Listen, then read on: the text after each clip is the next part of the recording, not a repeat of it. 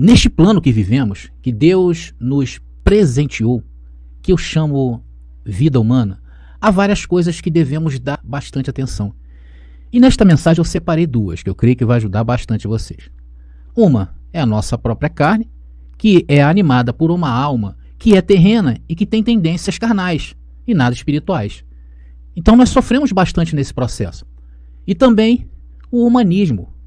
O humanismo que nos envolve e nos influencia enquanto estivermos aqui. Mas existe o humanismo bom para seguirmos, e existe um outro humanismo. É aquele que se uniu com a religião para ditar as regras do que pode e o que não pode. Então esse humanismo juntado à atuação da religião passa a ser a nossa maior dificuldade para se entender versículos como este. Veja, o que se une ao Senhor é um só Espírito com Ele. Só entende isso quem tem os olhos espirituais abertos. Então, o objetivo dessa mensagem é trazer conhecimento para que você, meu amado irmão, saiba colocar tudo em seu devido lugar. O espiritual de um lado e o humano de outro. Vocês estão preparados? Graça neles e em nós também.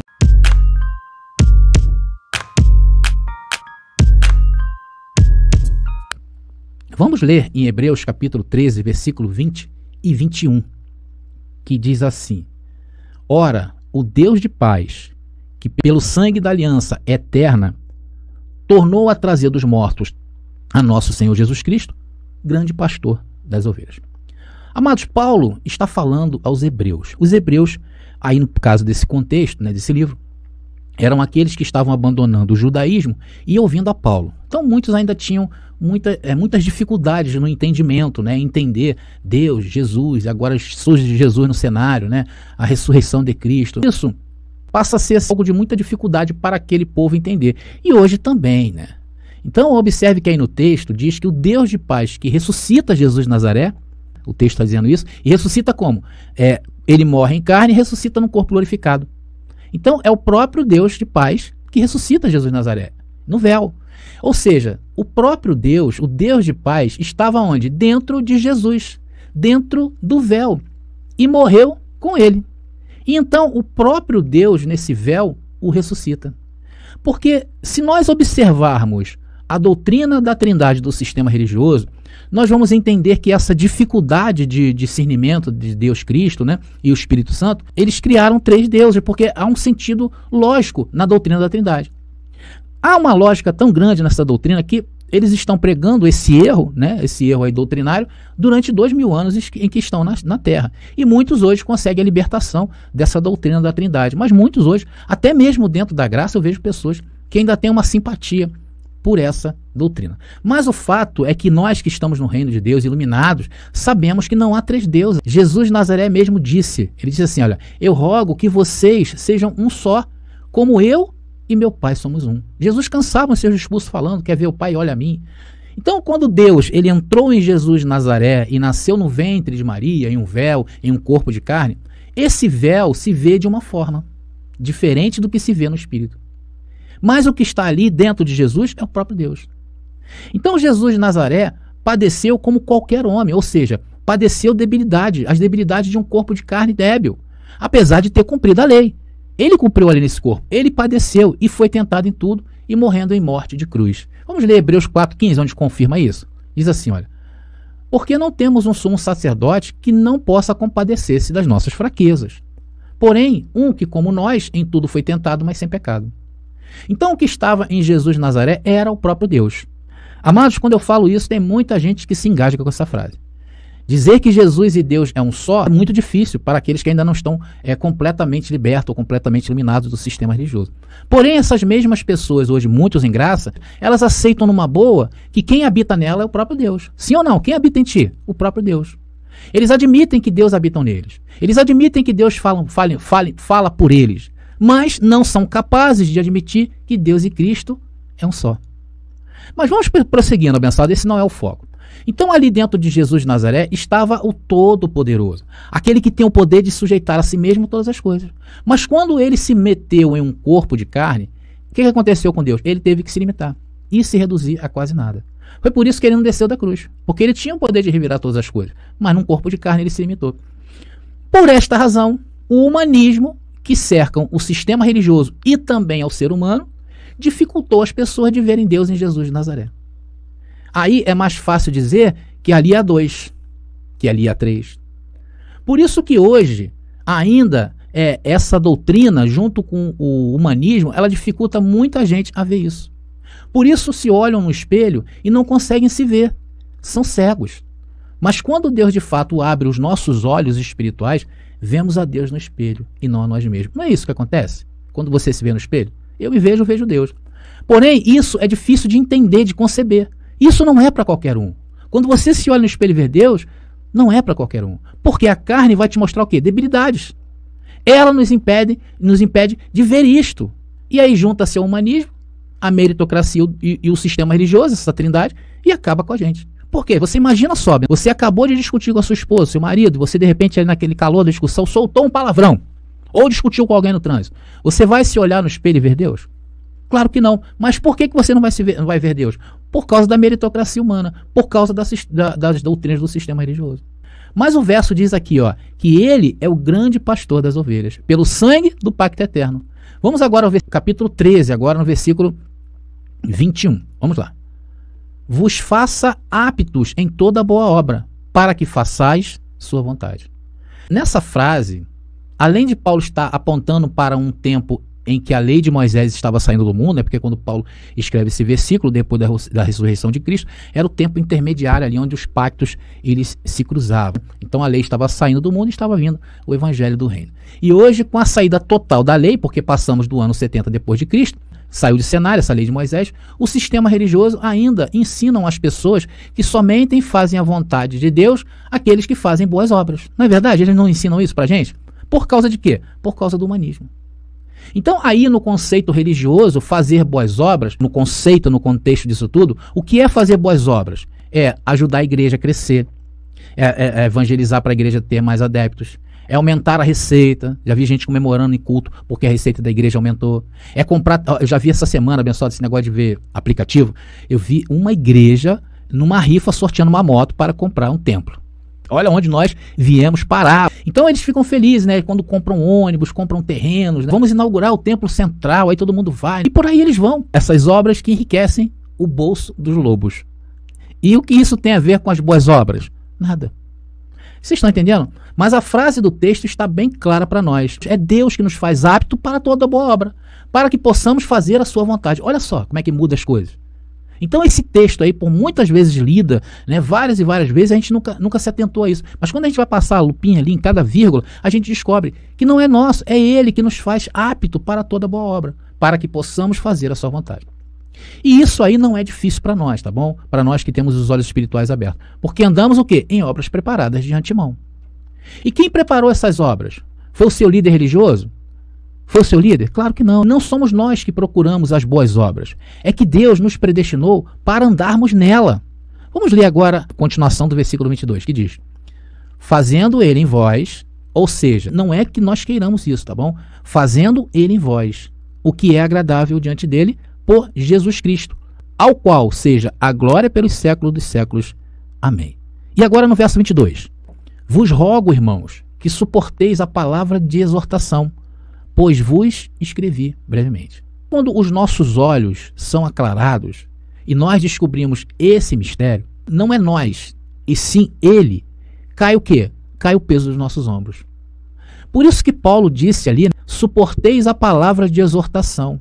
Ou seja, que isso sirva de alerta para vocês. Comecei a pensar. Então, eu tenho uma vida, como qualquer irmão aí, né, com muitas dificuldades. Todos nós passamos situações tremendas na vida. Estas situações acabam me dando base para vir aqui neste canal e trazer assuntos iguais a este. Ou seja, eu aprendo, padeço e com essa consolação que sou consolado, consolo aqueles que vêm a este canal. É assim que funciona. E eu sempre li esse verso, conforme eu falei para vocês, sempre li esse verso assim, ó, fazendo ele em vós. E eu não tinha o entendimento correto. Aí quando as escamas dos olhos caíram, eu vi que é fácil, e isto nem sou eu, é fazendo ele em vós. Então Paulo diz, suportem essa exortação. Veja o que acontece em 2 Coríntios capítulo 3, versículo 5. E diz assim, olha, preste atenção. Não que sejamos competentes por nós mesmos, para pensar algo como de nós mesmos. Veja a humildade de Paulo. Muitos nos chamam de arrogantes quando dizemos que somos um Deus nesta terra, quando dizemos que vivemos no reino, que somos perfeitos. Isso soa a eles que estão com os olhos espirituais encobertos como uma arrogância. Mas o que diz o texto aí? Essa competência não é nossa. Está dizendo, olha, não que sejamos competentes por nós mesmos para pensar algo como de nós mesmos. Está entendendo? Senão que nossa competência provém de Deus, o qual assim também nos fez ministros competentes de um novo pacto, não da letra, senão do Espírito. Porque a letra, a informação, mata, mas o Espírito vivifica. Que maravilha esse versículo. E isso aí contraria todo o ensino religioso. Todo o ensino religioso hoje no mundo está baseado em obras. Porque há uma frase que impera entre eles lá, né? E isso nem está na Bíblia, mas sempre eles falam isso. E se não está falando, está na mente. Diz assim, olha, faça por onde que eu te ajudarei. Quantos já ouviram essa frase? Agora, isso é uma verdade humana. Eu ajudo, mas um dia você vai ter que me ajudar. Essa é a lógica humana, é a meritocracia. E isso é justo, concordam? Isso é justo. Essas coisas estão impregnadas nas mentes dos religiosos. Por isso são escravos da denominação. Por isso são escravos dos templos. São escravos dos líderes, da cartilha de regras, de cada líder de departamento desses lugares aí. Por isso a mente deles está embotada, está impregnada disso. É o humanismo se juntando com a religião. Humanamente falando, amados, claro, é lógico, é uma lógica humana. Porém, para Deus não funciona dessa maneira. Você não pode misturar as coisas do mundo com as coisas espirituais. Você não pode. O que você pode, o que você deve, é ter a consciência espiritual aberta.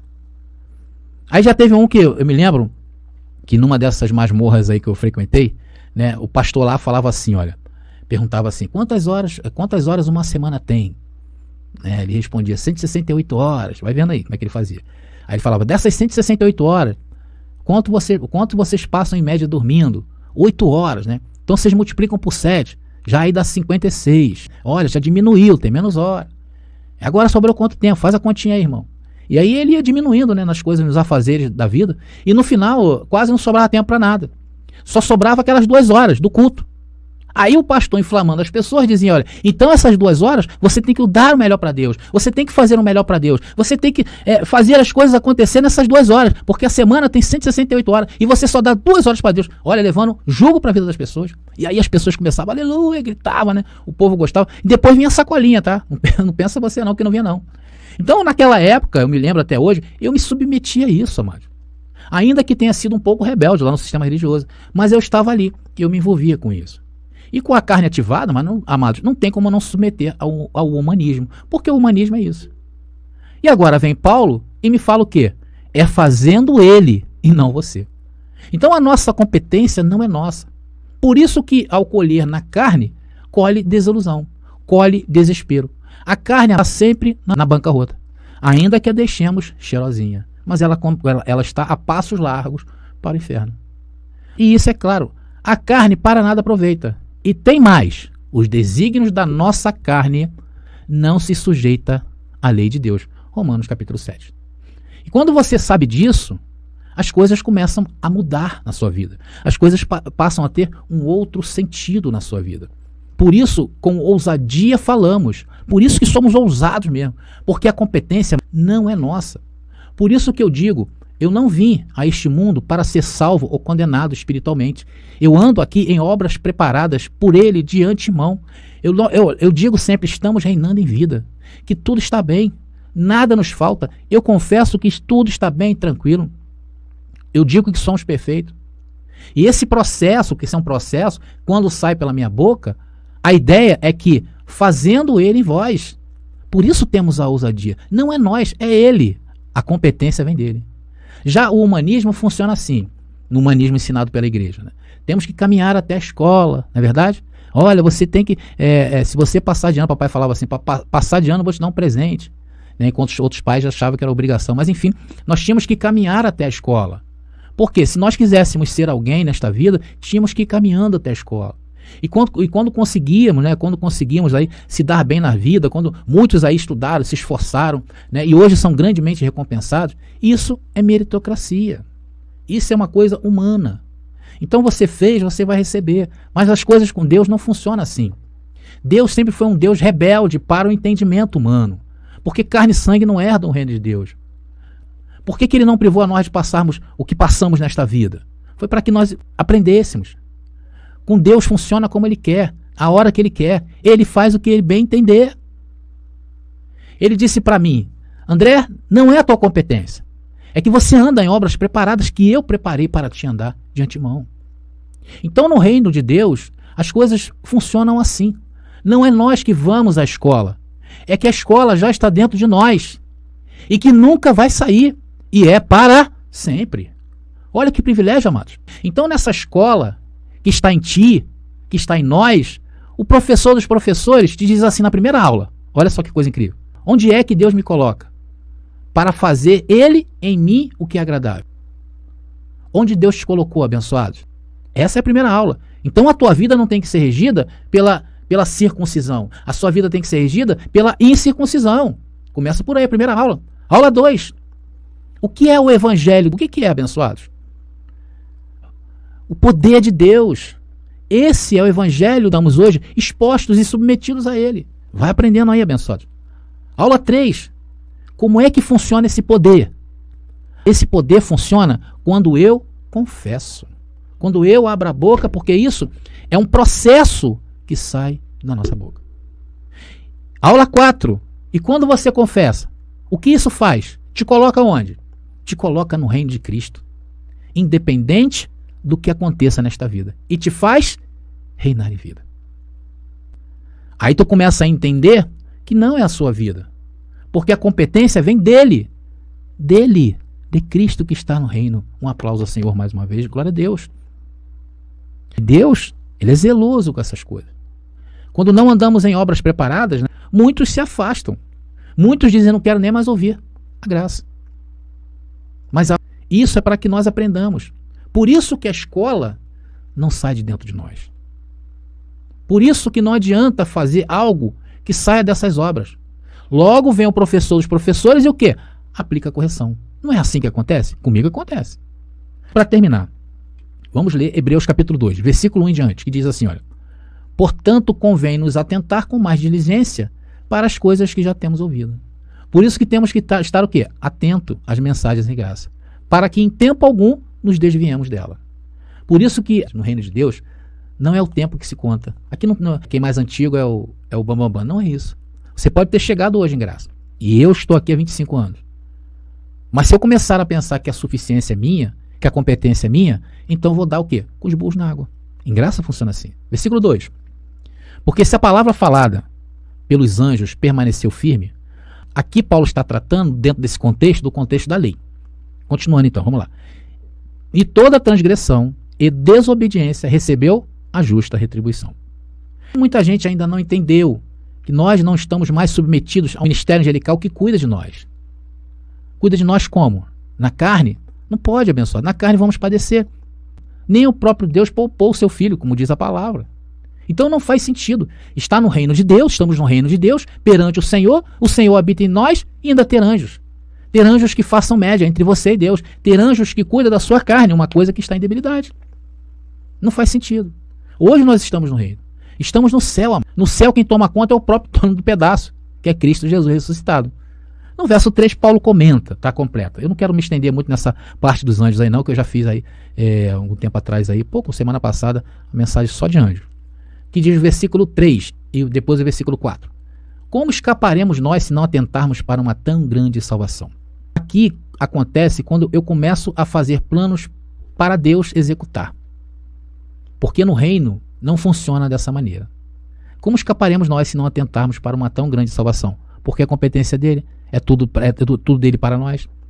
A qual, começando a ser anunciada pelo Senhor, olha aí, anunciada pelo Senhor. Por isso que nós não falamos de nós mesmos. Foi nos dada, foi nos depois confirmada pelos que a ouviram. E a salvação desse contexto aí não é nada espiritual. Vocês veem que o contexto está falando de coisas da carne. Fala das coisas desta vida. E quando não atentamos às correções, como esta que estamos ouvindo agora, aí sim tem condenação e salvação das coisas desta vida, como demonstra o verso seguinte, o verso 4. Testificando também Deus com eles por sinais e milagres e várias maravilhas e dons do Espírito Santo, distribuídos por sua vontade. Distribuído por quem? Por sua vontade. Testificando também Deus com eles por sinais e milagres e várias maravilhas. São coisas referentes às coisas desta vida, ou seja, as coisas referentes ao mundo humano. Então, a única coisa que te impede de não ver estas coisas é somente se você ainda está com os olhos espirituais fechados. Versículo 5, para acabar, diz assim: porque não foi aos anjos que sujeitou o mundo futuro de que falamos. Porque, o que está falando o texto aí, amado? Não foi aos anjos que sujeitou o mundo futuro que falamos. E que mundo futuro é esse que Paulo está falando? É hoje, é agora. Foi depois do ano 70 depois de Cristo. É a plenitude dos tempos. É a entrada triunfal do reino de Deus neste mundo. Por isso que não poderia ser feita por anjos. Isso foi no tempo passado. Hoje, amados, a escola está em nós.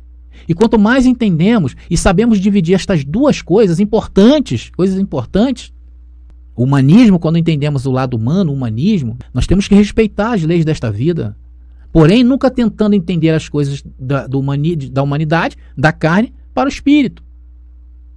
Não podemos entender as coisas do espírito sob uma visão humana. Não há como entender.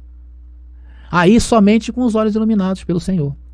E essa mensagem vai ser fundamental para você a partir de hoje na sua vida. Saiba discernir com inteligência espiritual, sabendo lidar com aquilo que é carne, e aquilo que é espírito. Sabe aquela situação difícil que você tem na sua vida aí, que você acha que não tem mais jeito? De repente, não tem mais jeito mesmo. Mas isso é carne.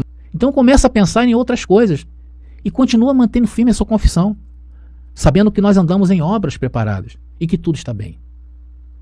Bom, espero ter sido claro nessa mensagem, nessa abordagem de hoje, e de fato ajudado muitos a se portarem dignas perante o Senhor, diante desse chamado nosso, pois isso agrada a Deus.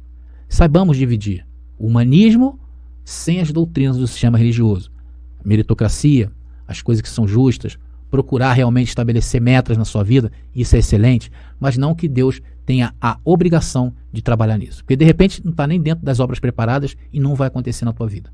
Sabendo entender também no lado espiritual, onde tudo está bem, onde somos perfeitos, somos qualificados, somos deuses nesta terra e vivemos no reino de Deus, ok? Então eu vou ficando por aqui. Espero ter sido claro mais uma vez. Graça e paz e até a próxima mensagem. Descubra a verdade com o lançamento do livro revolucionário Apocalipse, a verdade revelada, de André Pimentel. A primeira obra de interpretação preterista completa na língua portuguesa e que desafia séculos de interpretações, revelando que os mistérios profetizados já se cumpriram no ano de 70 depois de Cristo. Não é apenas um livro, é uma jornada transformadora que redefinirá sua visão sobre a história e a fé. Disponível agora. Para adquirir, contate-nos via WhatsApp no 21 979 87 46 68. Não espere mais. Embarque nessa descoberta e permita que a verdade altere sua vida.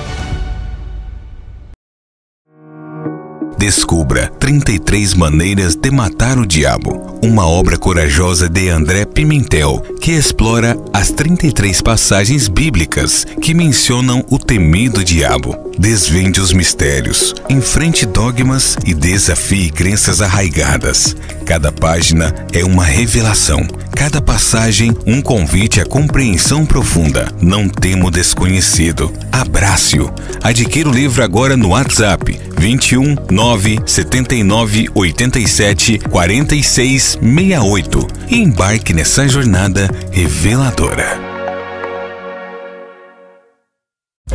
Por que eu devo conhecer a escatologia consumada? Primeiro, porque a escatologia consumada é uma das principais visões interpretativas do Apocalipse, e estudar essa abordagem pode ajudar a ter uma compreensão mais abrangente e aprofundada do livro. Segundo, muitos materiais sobre o Apocalipse se concentram em visões mais populares, como o futurismo, tornando mais difícil encontrar informações sobre a escatologia verdadeira. Ter uma apostila específica sobre esse tema preenche essa lacuna. Terceiro, estudar a escatologia consumada ajuda a entender melhor como as profecias do Antigo Testamento se cumpriram em Jesus Cristo e na história da Igreja primitiva. Quarto, a escatologia consumada enfatiza a soberania e o senhorio de Cristo, o que pode ajudar a fortalecer a fé e a confiança em Deus diante das incertezas e dificuldades do mundo atual. Se você é um estudioso da Bíblia ou simplesmente tem interesse no Apocalipse, a aquisição de uma apostila sobre a escatologia consumada oferece uma nova perspectiva sobre um livro que é frequentemente mal interpretado ou mal compreendido. Além disso, ajuda a enriquecer sua compreensão teológica e bíblica em geral. Você acabou de ouvir sobre 5 motivos para estudar a escatologia consumada. Se você deseja se aprimorar em diversos temas, temos várias apostilas disponíveis. Consulte hoje mesmo e adquira já a sua. Somos o povo, jamais em toda a terra. Vamos a